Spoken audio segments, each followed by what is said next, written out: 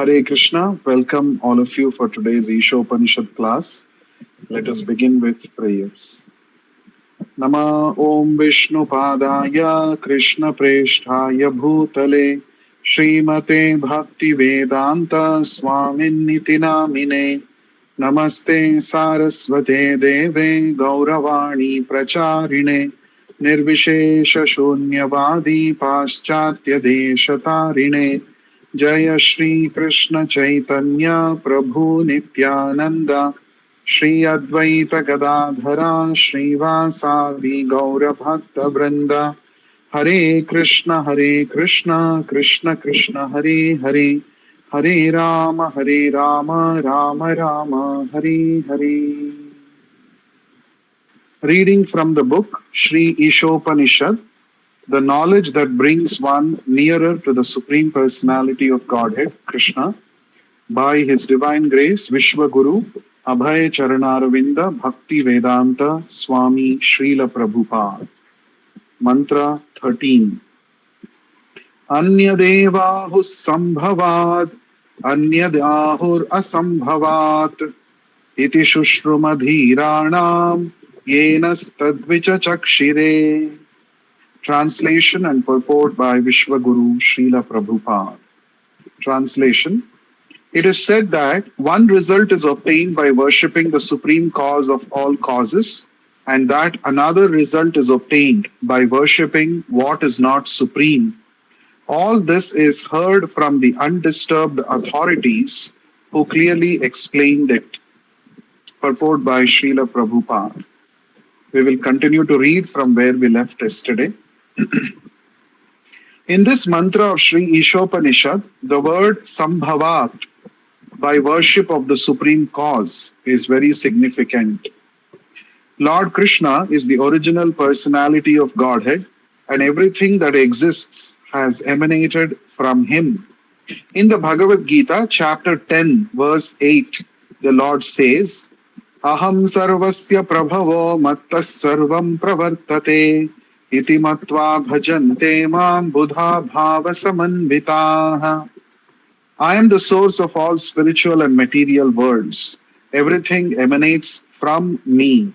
The wise who perfectly know this engage in my devotional service and worship me with all their hearts.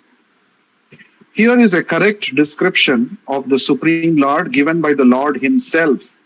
The word Sarvasya Prabhavaha indicate that Krishna is the creator of everyone, including Brahma, Vishnu, and Shiva. And because these three principal deities of the material world are created by the Lord is the creator of all that exists in the material and spiritual worlds. In the Atharva Veda, Gopala Tapani Upanishad, chapter 1, mantra 24, it is similarly said, He who existed before the creation of Brahma and who enlightened Brahma with Vedic knowledge is Lord Sri Krishna. Similarly, the Narayana Upanishad, mantra 1, states, Then the Supreme Person Narayana desired to create all living beings.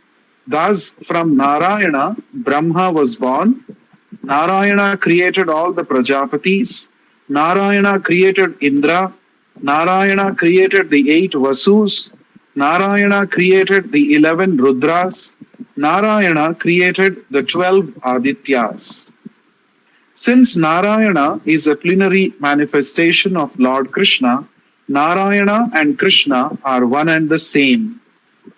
The Narayana Upanishad, mantra 4, also states, Devaki's son, Krishna, is the Supreme Lord.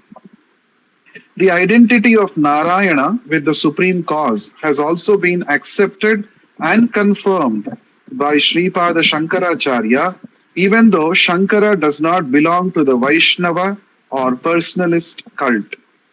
The Atharva Veda, Maha Upanishad, mantra 1, also states, Only Narayana existed in the beginning, when neither Brahma, nor Shiva, nor fire, nor water, nor stars, nor sun, nor moon existed. The Lord does not remain alone, but creates as he desires. Krishna himself states in the Moksha Dharma, I created the Prajapatis and the Rudras. They do not have complete knowledge of me because they are covered by my illusory energy. It is also stated in the Varaha Purana, Narayana is the Supreme Personality of Godhead, and from him the four-headed Brahma was manifested, as well as Rudra, who later became omniscient. Thus, all Vedic literature confirms that Narayana or Krishna is the cause of all causes. In the Brahma Samhita, chapter 5, verse 1, also, it is said that the Supreme Lord is Sri Krishna, Govinda, the delighter of every living being, and the primeval cause of all causes. The really learned persons know this from evidence given by the great sages and the Vedas, and thus they decide to worship Lord Krishna as all in all. Such persons are called Buddha or really learned because they worship only Krishna. The conviction that Krishna is all in all is established when one hears the transcendental message from the undisturbed Acharya with faith and love. One who has no faith in or love for Lord Krishna cannot be convinced of this simple truth. Those who are faithless are described in the Bhagavad Gita, chapter 9, verse 11, as mudhas, fools or asses. It is said that the mudhas deride the Supreme Personality of Godhead because they do not have complete knowledge from the undisturbed Acharya. One who is disturbed by the whirlpool of material energy is not qualified to become an Acharya. Before hearing the Bhagavad Gita, Arjuna was disturbed by the material whirlpool by his affection for his family, society, and community. Thus, Arjuna wanted to become a philanthropic, non-violent man of the world.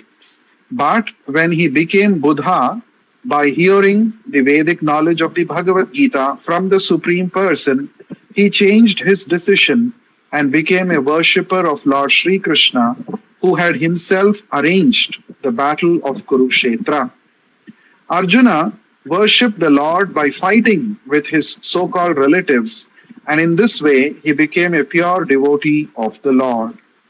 Such accomplishments are possible only when one worships the real Krishna and not some fabricated Krishna invented by foolish men who are without knowledge of the intricacies of the science of Krishna described in the Bhagavad Gita and Srimad Bhagavatam. According to the Vedanta Sutra, Sambhuta is the source of birth and sustenance, as well as the reservoir that remains after annihilation. Janmadhyasya yataha. The Srimad Bhagavatam, the natural commentary on the Vedanta Sutra by the same author, maintains that the source of all emanations is not like a dead stone, but is abhignya, or fully conscious. The primeval Lord, Sri Krishna, also says in the Bhagavad Gita, chapter 7, verse 26, that he is fully conscious of past, present, and future, and that no one, including demigods such as Shiva and Brahma, knows him fully. Certainly, half-educated spiritual leaders who are disturbed by the tides of material existence cannot know him fully. They try to make some compromise by making the mass of humanity the object of worship, but they do not know that such worship is only a myth because the masses are imperfect. The attempt of these so-called spiritual leaders is something like pouring water on the leaves of a tree instead of the root. The natural process is to pour water on the root, but such disturbed leaders are more attracted to the leaves than the root. Despite their perpetually watering the leaves, however, everything dries up for want of nourishment. We will continue to read the last portion of the purport in the next session. So we will discuss the points that we read just now. So we are discussing mantra 13 of Sri Ishopanishad, and this mantra is declaring that one kind of a result is obtained by worshipping the supreme cause of all causes, and another kind of a result is obtained by worshipping what is not supreme. And all this is heard from the undisturbed authorities who have clearly explained it. So there are two important points this mantra is trying to teach us. The first one is the worship of the Supreme Lord ensures that we attain real perfection in life. So we have got this human form of life to search out through the Vedic instructions with the help of a bona fide spiritual master that supreme perfection. So the Vedic scriptures and the bona fide spiritual master, they explain to us that Krishna is the supreme personality of Godhead, and only by worshipping Krishna one can attain the supreme perfection. In fact, it is said, Vede, Bharate, Ramayane, Adau, Antau cha Madhye cha, Harivihi Sarvatra Giyate. It is said, Vede, Ramayane, Tatha, Purane, Bharate, Tatha. That means, in the Vedas, in the Ramayana, in all the Puranas, in the Mahabharata, in the Upanishads, everywhere, Adau Antecha Madhyecha, in the beginning, in the middle, and in the end, Harivihi Sarvatra Giyate. Only Hari is glorified. Krishna is actually glorified. So all the Vedic scriptures are pointing towards the Supreme Lord Krishna, that he is the ultimate object of worship. Just like we discussed the example, if one wants to know who is his father, he has to simply rely upon the authority of his mother. The mother is going to point out, this person is your father, and you have to simply accept that because mother is the authority. Mother will not tell wrong. Mother will not tell a false statement pointing at somebody and saying that he is your father. So this is called Shabda Pramana, accepting the authority. So if we accept the authority of the mother, a person can easily understand who is his father. He need not have to go and do DNA fingerprint test of all the human beings on this planet. It is not required. Mother will say, this is your father, and you accept. Then you get perfect knowledge. In the same way, the Vedas are actually called the mother. And all the Vedas are pointing out towards the Supreme Father, Krishna. So the Vedic authority we have to accept. We should not go by our sentiments. We should not go by our own feelings. That may be leading us to a wrong direction. So we have to accept all the authoritative statements of the Vedas and the authority of the bona fide spiritual master who explains the Vedas more clearly. In fact, Srila Prabhupada quotes in this purport n number of references, so many references he quotes to prove that Krishna is the supreme personality of Godhead. First of all, he quotes from the Bhagavad Gita, chapter 10, verse 8, where Krishna is saying that I am the source of both the spiritual and material worlds. Everything is emanating from me. The wise who know this perfectly engage in my devotional service. So Krishna is the cause of everything that exists. Therefore, he is the Supreme Lord. This is one reference. Another reference, Srila Prabhupada is quoting from the Atharva Veda, the Gopala Tapani Upanishad, and there it is said, he who existed before the creation of Brahma and who enlightened Brahma with Vedic knowledge is Lord Sri Krishna. So the Gopala Tapani Upanishad is also saying that Brahma is the cause of everyone, Lord Krishna is the cause of everyone, including Lord Brahma, and Lord Krishna only enlightened Brahma in Vedic knowledge. So this is another reference to show that Lord Krishna is the supreme personality.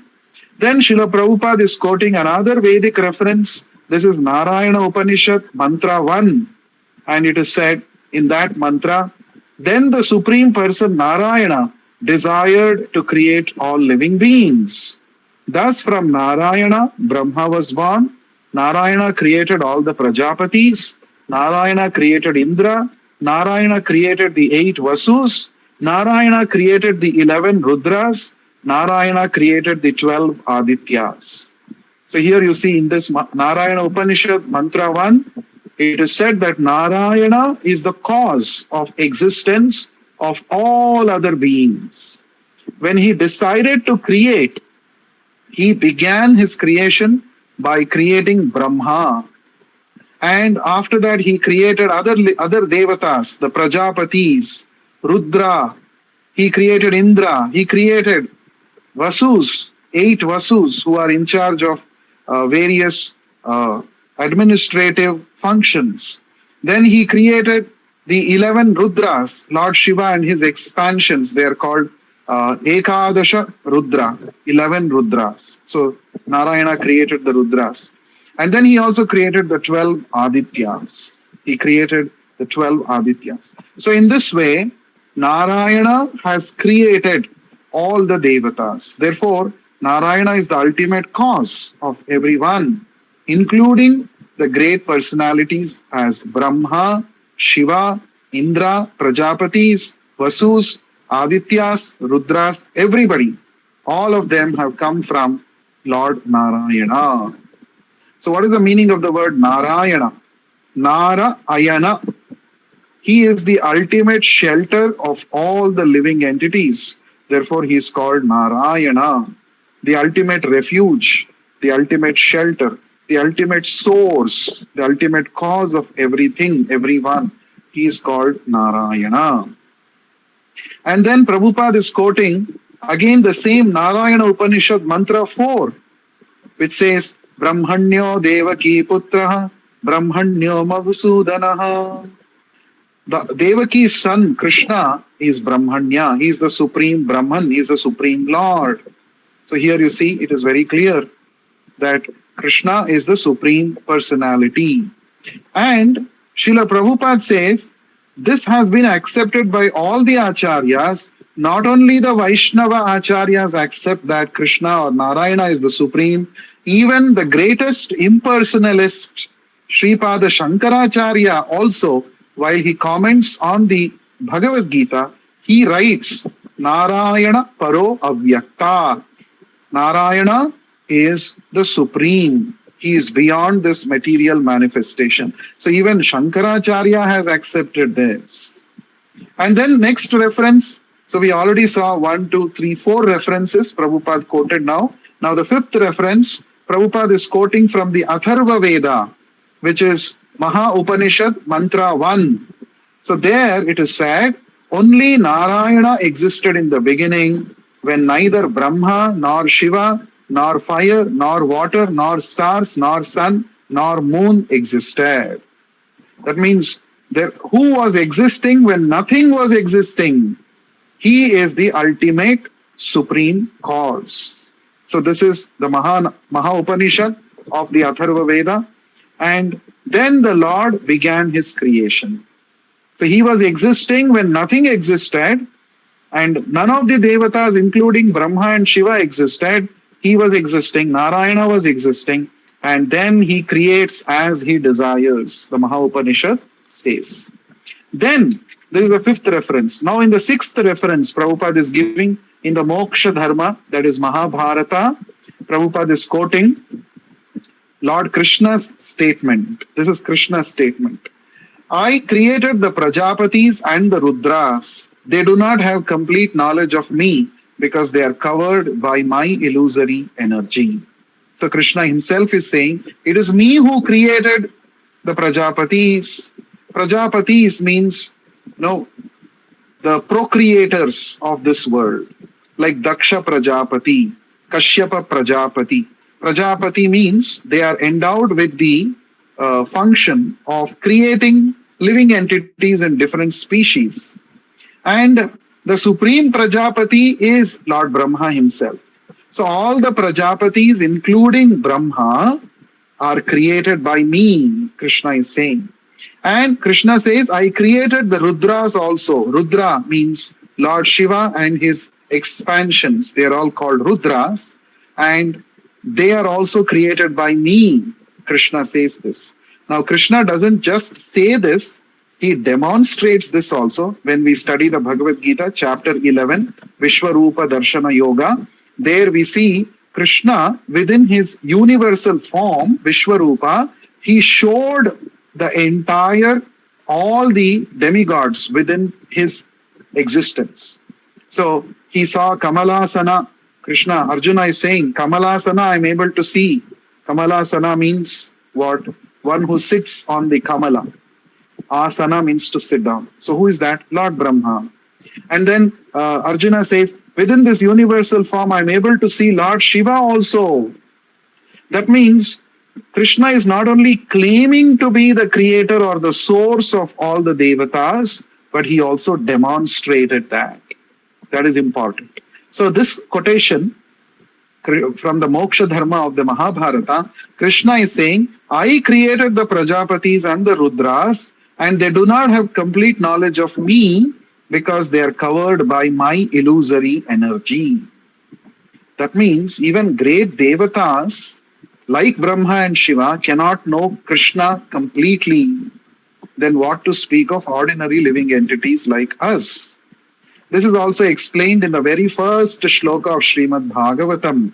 Tene Brahma Hridaya Adikavaye Muhyanti Yat Surayaha. Surayaha means the great devatas are Muhyanti. Muhyanti means they are bewildered. Even great sages and great devatas are bewildered by the illusory energy of Krishna. Right? So that is the point. So that is the sixth reference.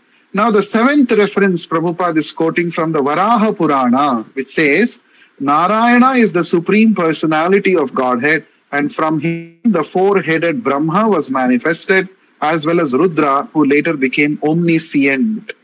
So how did Rudra become omniscient? He became omniscient by the blessings of Narayana. That is what the Varaha Purana is saying. So first, from Narayana, both Brahma and Rudra came, and Rudra became omniscient. So this is another seventh reference, right? Then Prabhupada is giving eighth reference here from Brahma Samhita. We all know this. Ishvara Parama Krishna Sachidananda Vigraha Anadiradir Govinda Sarva Karana Karanam. So the supreme controller, there are many Ishvaras, many controllers, but the supreme among all the Ishvaras is Krishna. Ishvara Parama Krishna, and he is not formless. He has Sachidananda Vigraha. He has a form which is full of eternity, knowledge and bliss. And he is Anadi. He has no beginning. But he is Adi. He is the beginning of everything. So he is Anadi. He himself has no beginning, but he is the beginning of everything. He is the cause of everything that exists. Therefore, he is Sarva Karana Karanam, the ultimate cause of all causes. This is the first shloka of the Brahma Samhita. Right? So, Prabhupada gave at least 8 references here. Now, this is the way a bona fide Acharya establishes real conclusion. He does not simply say, because I feel Krishna is supreme, therefore he is supreme. Like we were discussing, my Ishta Devata is Krishna, therefore I feel he is a supreme. Now this is a sentimental understanding. This is not the way. Prabhupada, a bona fide spiritual master, establishes the truth based on authoritative statements of the Vedic scriptures. This is the right way to understand spiritual subject matter. It is not by one's own opinion, right? Even in the scientific fraternity, if a scientist has to claim something, that he has discovered something or he has come up with a new postulate or some new theory, he has to explain based on the well-established scientific evidence. He cannot simply claim, I feel that neutron is such and such. I feel this theory is correct, therefore I am saying. No, this I feel is not having any value. Your theory, your statement has to be based on the standard, well established and verified scientific facts. Then you will be accepted as a scientific man, as a scientist. Then your theory, your law, or whatever you're speaking, it will be valid in the scientific fraternity. So this is true in all branches of knowledge, right? So even in spiritual knowledge, spiritual subject matter, also it is true. One cannot, out of the blue, simply claim something which is contradicting the well-established Vedic statements. It cannot be accepted, it should not be accepted. So if somebody is saying some particular Devata is supreme, then we should simply ask, please give us established references from the Vedas, Upanishads and Puranas. See, Prabhupada is not quoting only from some Vaishnava Puranas. Somebody may say, oh, if you're quoting from a Vaishnava Purana, definitely their Vishnu's supremacy only will be talked about. What is the big deal about it? Somebody may say. But actually, Prabhupada is quoting from the Vedas, from the Upanishads, the Shrutis, the Smritis, everything. It is not that it is a biased quotations that Prabhupada is giving. So this is also to be noted. So our faith, our practice, our Krishna consciousness is based on well-established Vedic conclusions. It is not somebody's imagination. It is not somebody's, some assumption. That has to be understood.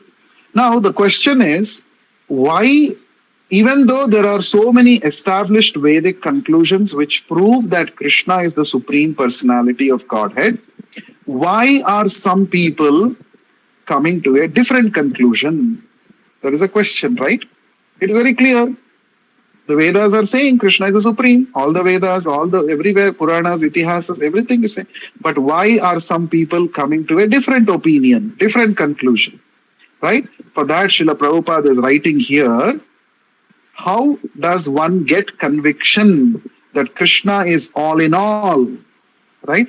Prabhupada is saying, the conviction that Krishna is all in all is established when one hears the transcendental message from the undisturbed Acharya with faith and love. One who has no faith in or love for Lord Krishna cannot be convinced of this simple truth. Those who are faithless are described in the Bhagavad Gita, chapter 9, verse 11, as mudhas, fools or asses.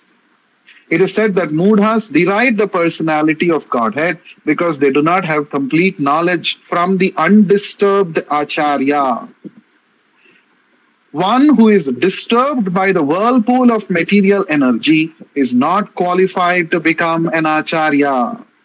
You see, now from where is Prabhupada used the word undisturbed twice in this paragraph? From where is Prabhupada saying, why is he saying undisturbed Acharya?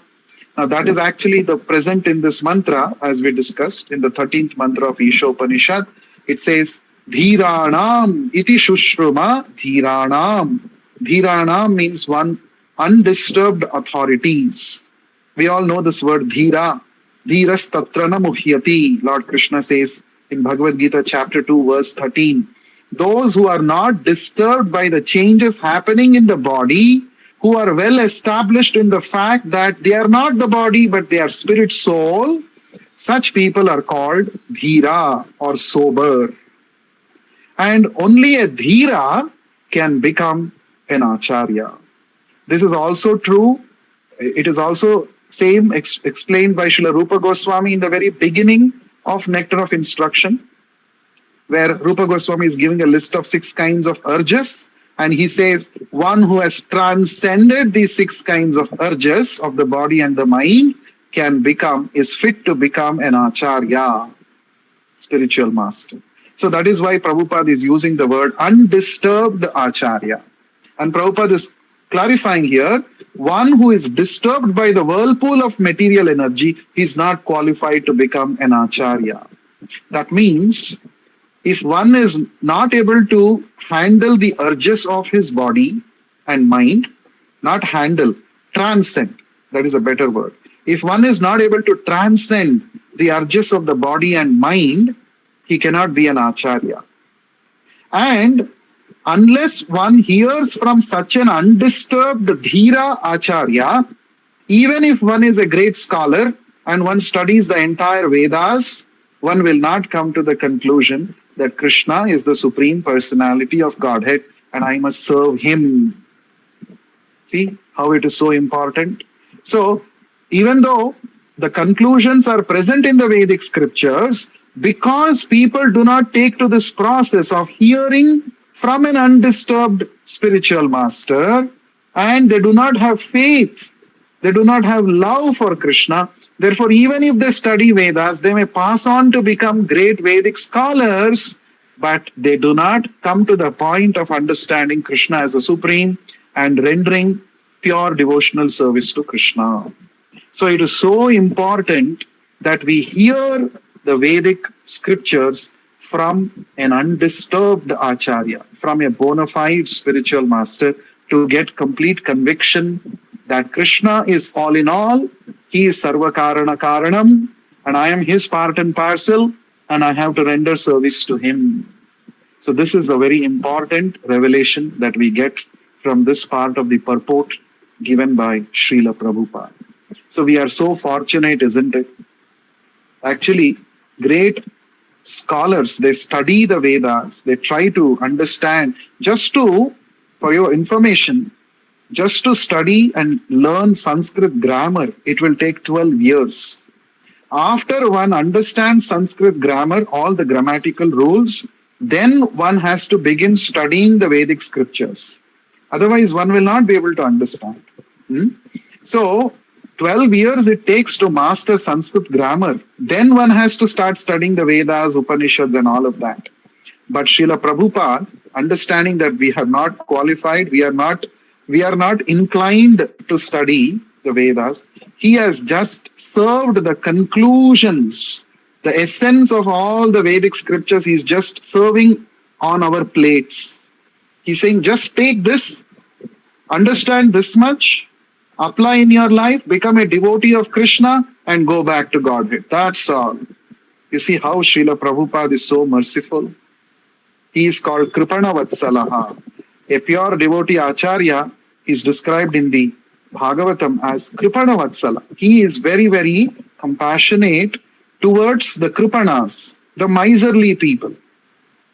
99.99% of the people on this planet, they are called Kripanas because they don't know what is the value of human life. They're simply wasting it in sense gratification. So those, just like a miser, we say miser's gold, right? A miser may have a lot of wealth, but he neither enjoys it himself nor gives it to others. Finally, the gold is lost and he will die. That is the miser, that is Kripana. So the pure devotee spiritual master, on the order of Krishna, he comes to this material world to save all the Kripanas from falling again into the cycle of birth and death by giving them the real spiritual knowledge. So therefore, lifetimes of learning, right, we can get just by reading one book of Srila Prabhupada. Lifetimes of knowledge, the knowledge which you would have otherwise taken many, many lifetimes to gain, the conviction which we would have not gotten even after studying Vedas 100 times, we are getting simply by hearing Srila Prabhupada, simply by studying Srila Prabhupada's books. Therefore, we should actually every day spend good amount of time, quality time, studying Srila Prabhupada's authoritative explanation of the Vedic scriptures. And thus we should become enlightened, we should become convinced fully and render devotional service to Krishna. So we will continue to read the last part of the purport in the next session and discuss. There are many more interesting revelations in that part. We will discuss that in the next session. In a short while, we will be having the Bhagavad Gita recitation. Shri Isopanishad ki jai, Vishwaguru Srila Prabhupada ki jai. Hare Krishna. Please stay online for the Bhagavad Gita recitation.